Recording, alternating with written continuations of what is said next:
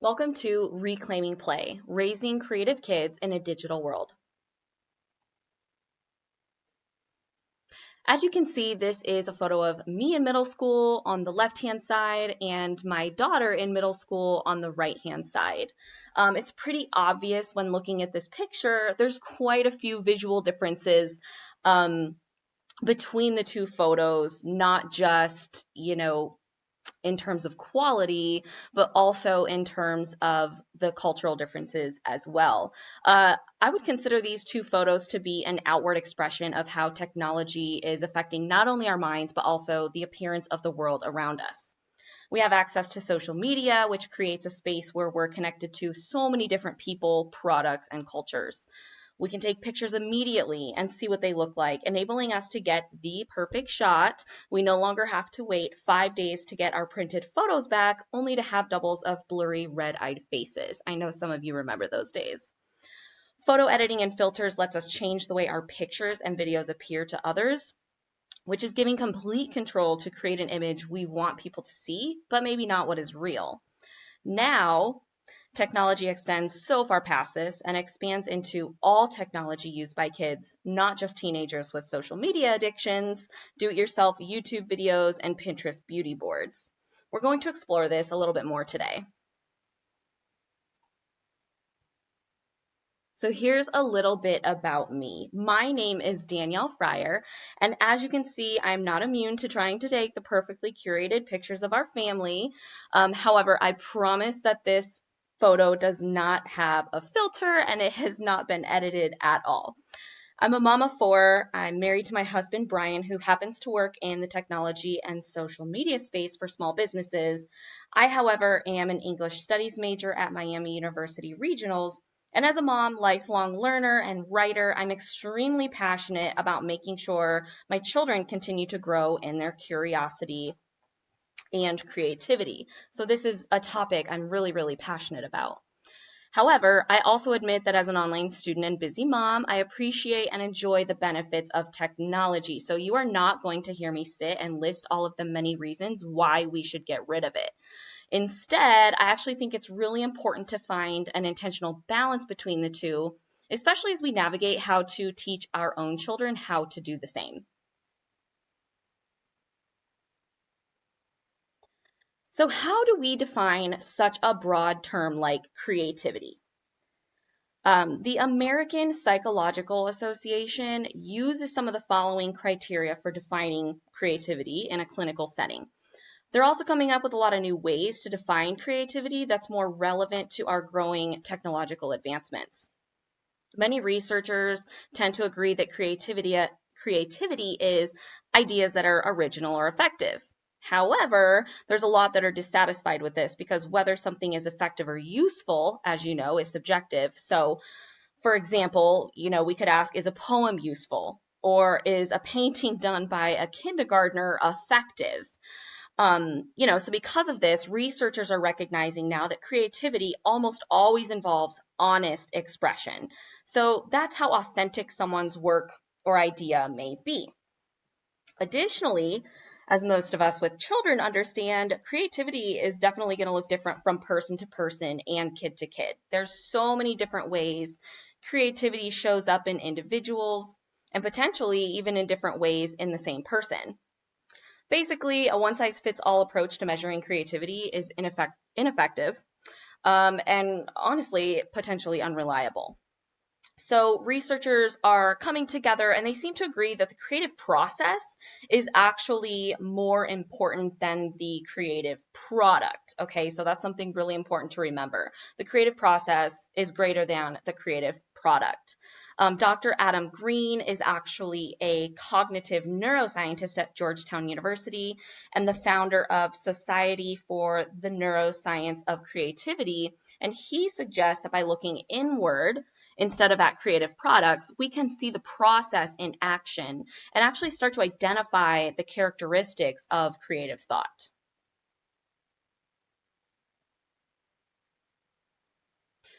So what does all this have to do with kids and technology? How does this all come together? Well, a lot, actually. First of all, creativity in children specifically is going to look very different from child to child. A great example of this is in these photos right here on this slide. You can see the many different ways that my own children explore their creativity. I have my 16-year-old who just really loves making art with pressed flowers and frames, and it's something that she actually taught us all to do while we were on a family trip.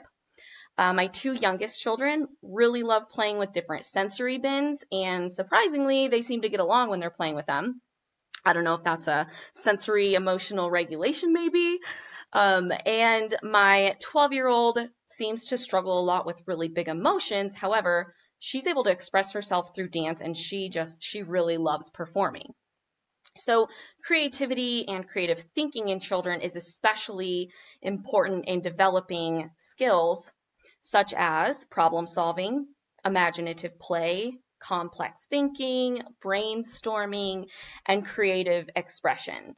And as parents and or educators, it's important that we recognize the role technology is going to play in that development, especially as it constantly is evolving and advancing.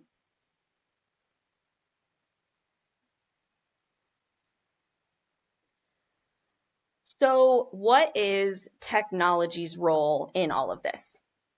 When I was doing my research for this presentation, I found that there is a lot of information to sort through and a lot of different studies and honestly opinions that have taken place.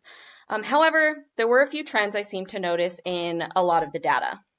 So here we're going to focus on what I tend to think are some of the most crucial, such as excessive screen time has a variety of effects on the health of school-age children, including emotional, sleep, behavioral problems, and it affects the growth and cognitive development of school-age children specifically. Also, a study conducted by the University of Albany in collaboration with the National Institutes of Health and NYU Langone Medical Center found that children's screen time actually increased from 53 minutes at 12 months to over 150 minutes by age 3. And that's almost more than 2.5 hours. And all of those exceed the recommendations by the American Academy of Pediatrics.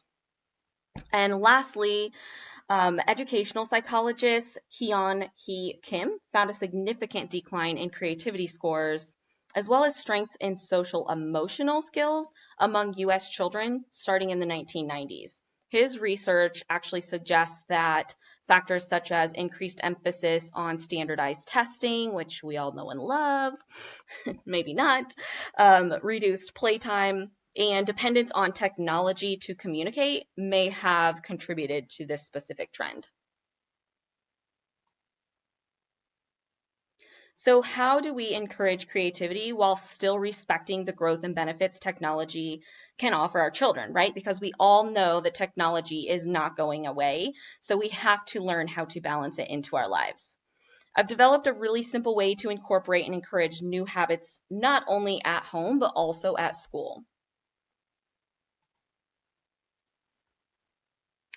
These principles I call the play principles, and they're designed so that you can easily remember the importance of emphasizing play and creativity for kids. First, we have P for prioritize imaginative play. This is allowing kids to be bored. Help them follow their interests, such as fort building, playing Legos, gardening, cooking, sports, art, whatever it is they're interested in.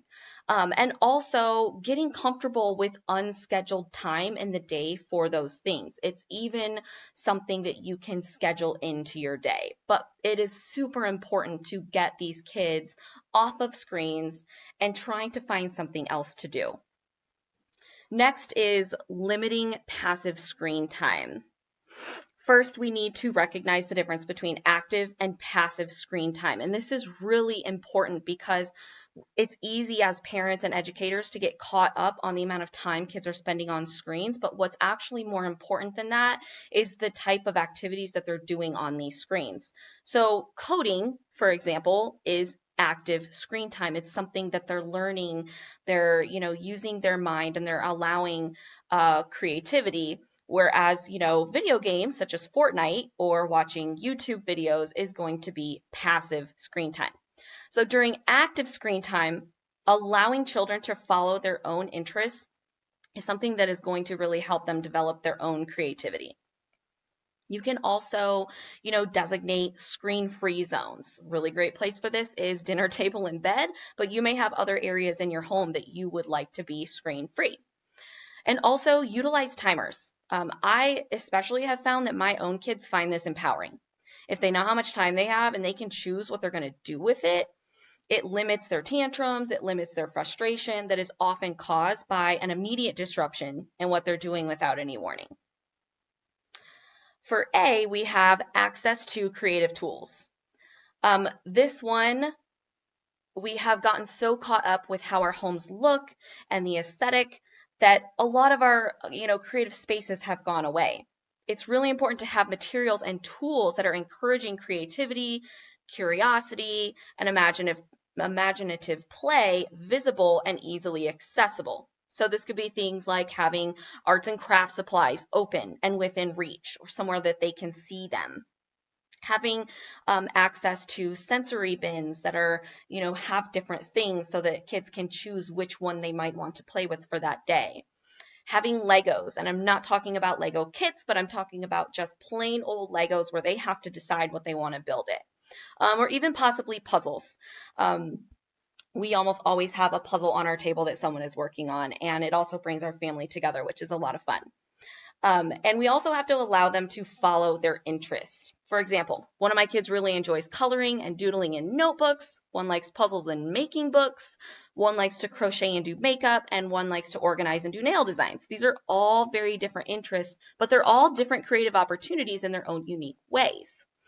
It's also important to encourage creativity during active screen time, such as digital art programs, coding, animation, video editing, making and composing music, educational programs, etc. There are so many out there that kids can do during that active screen time. But the trick is you have to let them decide what they want to focus on and allow them to follow that creativity and curiosity.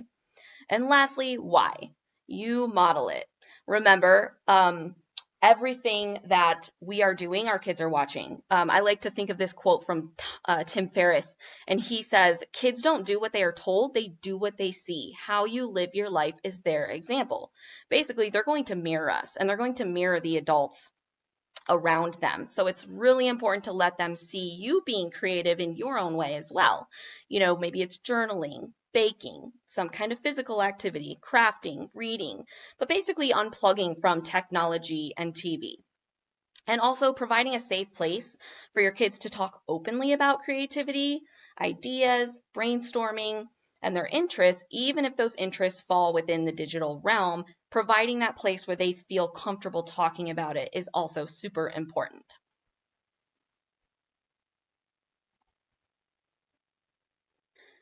So let's reclaim what it means to play. I challenge you to consider a world where technology and imagination come together with intention, offering children the space to grow in their creativity. Thank you.